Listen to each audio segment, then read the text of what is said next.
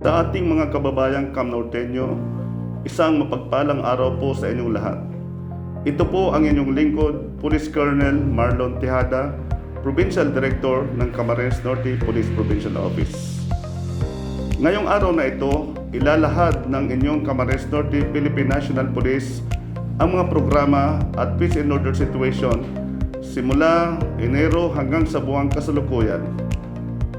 Ang ulat ng bayan na ito ay naglalayong ipaalam sa ating mamamayan ang lahat ng ginawa ng kapulisan sa probinsya ng Camarines Norte tungo sa pagpapanatili ng kaayusan at katahimikan ng lalawigan. Narito po ang pagkakasunod-sunod ng aking presentation. Una, yung pong criminality situation. Pangalawa, operational accomplishments. And pangatlo, assessment. On criminality situation in the province of Camarines Norte, makikita po natin ang crime volume ng Camarines Norte na bumaba ng 16.64% o 209 na insidente mula January 1, 2020 hanggang September 17, 2020 kumpara sa nakaraang taon. Meron tayong naitalang pagbaba ng 29.03% o 45 na mga insidente para sa index crime kumpara sa kaparehong period sa nakaraang taon.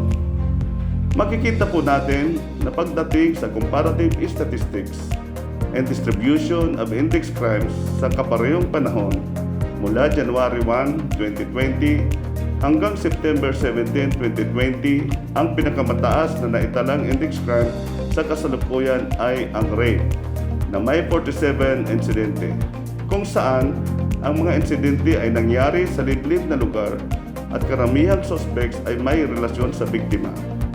At ngayon lang sila nagkaroon ng lakas ng loob na mag-report sa kinauukulan. Pagdating naman sa non-index crime o pagpapatupad ng mga special laws and ordinances, meron po tayong naitala na pagbaba ng 16.29% o 168 na insidente kumpara naman sa kaparehong period sa nakaraang taon. Makikita po sa ating presentation ng comparative non-index crime volume, meron tayong naitalang pagtaas ng violation of other non-index crimes na maiuugnay natin dahil sa mas mahigpit na police operations at istriktong implementasyon ng enhanced community quarantine. Pagdating naman sa crime solution efficiency, naitala ang pagtaas ng 4.82% ngayong taon, kung saan 81.57% ng mga crime incidents ay nasolve. Nagpapatunay lamang ito ng pagsisikap ng inyong kapulisan na masolusyonan ang lahat ng krimen na nangyari sa ating probinsya. Sa crime clearance efficiency, naitala ang 0.19% na pagtaas kumpara naman sa nakaraang taon. Narito po ang mga operational accomplishments ng Camarines Norte Police Provincial Office para sa kasalukuyang taon. Pagdating sa ating kampanya laban sa ilegal na pagsusugal, ang kapulisan ay nakapagsagawa ng 90 operations na nagresulta sa pagkakaaresto ng 332 katao. Base sa mga operasyong ito, nakapagkumpiska tayo ng total bit money na nagkakahalagang 40,822 at nakapag-file ng 84 cases sa ating hukuman. Sa ating kampanya laban sa illegal logging, nagkaroon po tayo ng 23 police operations na nagresulta sa pagkakaaresto ng 20 katao with more or less 12,155 board feet na kahoy at 74 na sako ng uling. Ang mga operasyong ito ay naganap sa mga bulubunduking lugar ng bayan ng Basod, Labo, Santa Elena at Pinsons, kung saan ang mga nakumpiskang mga ebidensya ay maayos na na-turnover sa DENR para sa kaukulang disposisyon. Pagdating naman sa aspeto ng illegal fishing operations, nakapag-aresto po tayo ng 80 katao at sila ay nasampaan ng kaukulang kaso sa korte. Ito ay nagpapatunay sa mga sinagawang preventive efforts ng inyong kapulisan gaya ng mga palagiang pagbisita sa mga barangay at pakikipagpanayam sa komunidad, lalo sa mga fishing communities sa probinsya. Sa atin naman pong kampanya laban sa illegal na pagbibingna, sa kasalukuyang taon, ang inyong kapulisan ay nakapagtala ng 13 operations na nagresulta sa pagkakaaresto ng 89 katao at nakapagsampa tayo ng 12 na kaso sa hukuman. Sa kampanya against those firearms, the PNP accounted 72 unlicensed firearms, kung saan 16 sa mga ito ay sinurrender habang ang 31 sa nasabing mga baril ay nakumpiska para sa kampanya bilang buga. 2 baril ang isinurrender habang ang 24 sa mga ito ay temporarily turnover for safekeeping, habang ang mga may-ari nito ay nagpoproseso ng renewal ng kanilang mga lisensya. Pagdating naman sa maigting na kampanya kontra illegal na droga, nakapag-aresto po tayo ng 124 drug personalities at nakapagsampa ng 216 na kaso sa korte, habang ang 8 sa mga nabanggit na drug personalities ay namatay sa police operations.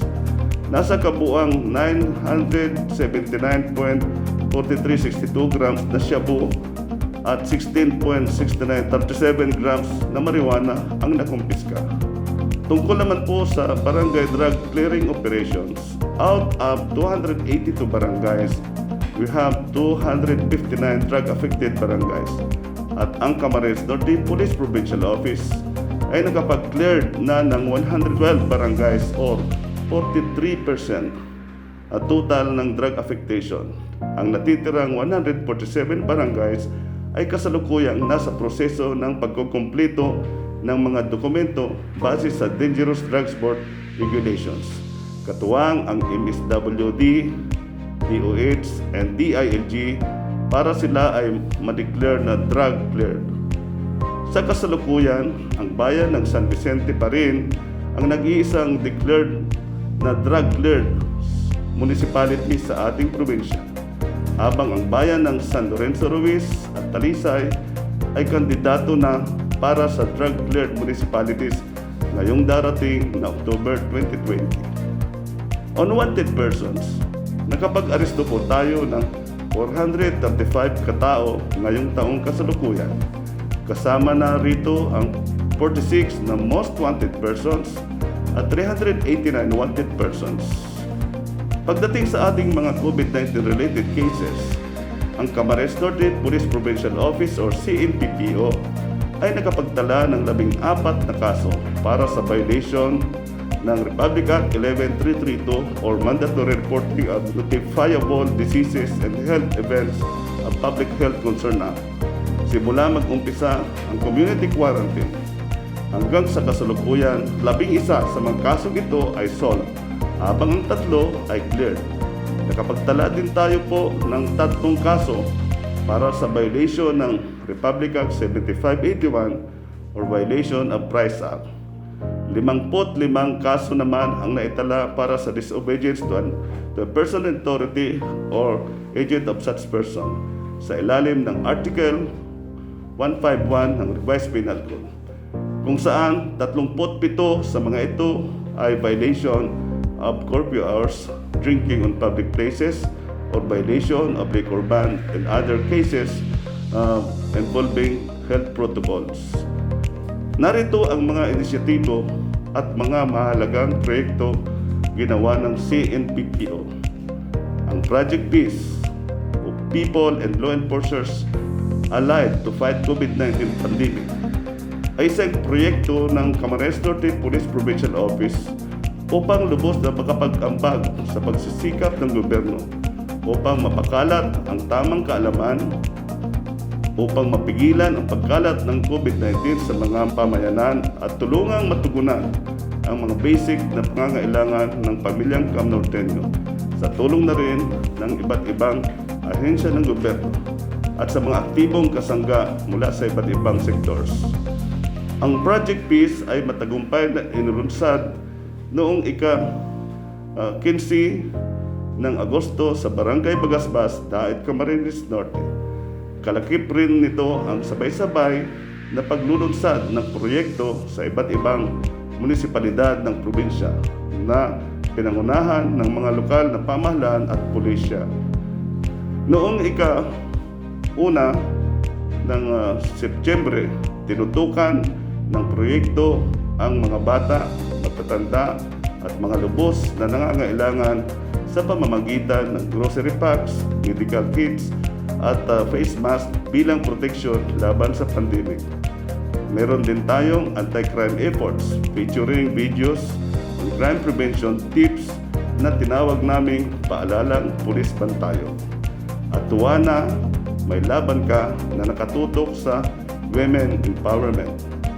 Kasabay nito ang mga iba't ibang programang ginagawa ng kapulisan gaya ng Tanong Mo, Sagot Ko na naglalayong palawakin ang kaalaman hinggil sa mga alatuntunin at batas patungkol sa paglaban sa COVID-19. Ang CNPPO Pulis Bantayog ay isang aktibong partner ng DILG at LGU sa pagpapatupad ng Retold Community Support Program or RCSP. Inilapit ng proyektong ang serbisyo ng pamahalaan sa mga malalayong barangay. Ang CNPPO ay nangunguna sa pagpapatupad ng Executive Order No. 70 to End Local Communist Armed Conflict or LCAC and Anti-Insurgency Campaign at nagpapalaganap ng mahalagang impormasyon kontra krimen. Inilunsad ang RCSP Caravan noong September 16, 2020 sa bayan ng Labo na ngayon ay patuloy pa rin isinasagawa. Ang Camarines Norte Police Provincial Office BOT ay nag-aalok ng mainit na kape at gatas para sa ating mga kababayan, libreng face mask at mga paalalang pangkalusugan at kaayusan. Ito naman po ang aming assessment o pagtataya.